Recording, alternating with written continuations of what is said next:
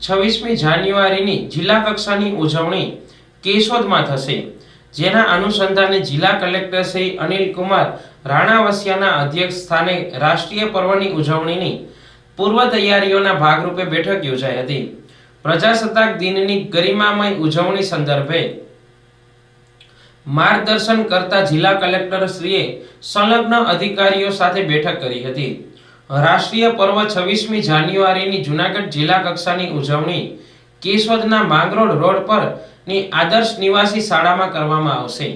આ પ્રજાસત્તાક દિનની ભવ્ય ઉજવણીની પૂર્વ તૈયારીઓના ભાગરૂપે જિલ્લા કલેક્ટર શ્રી અનિલ કુમાર રાણાવસિયાના અધ્યક્ષ સ્થાને સંલગ્ન અધિકારીઓ સાથે બેઠક યોજાઈ હતી. આ બેઠકમાં જિલ્લા કલેક્ટર શ્રીએ ખાસ રાષ્ટ્રીય પર્વની ઉજવણી ગરિમામય માહોલમાં થાય તે માટે જરૂરી માર્ગદર્શન સૂચનાઓ આપી હતી.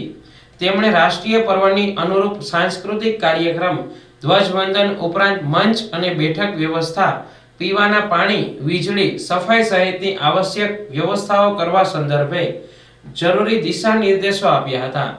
આ રાષ્ટ્રીય પર્વની ઉજવણી લોકલક્ષી બની રહે તે માટે મહાનુભાવોથી માંડી જન સામાન્ય સહભાગી બને તે માટે પણ જરૂરી માર્ગદર્શન કર્યું હતું.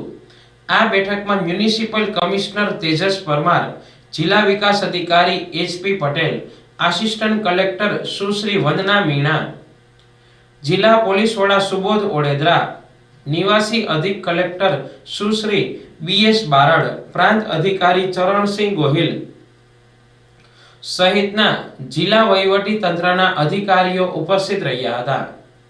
આજના ખેત પેદાશના બજાર ભાવ પર નજર કરીએ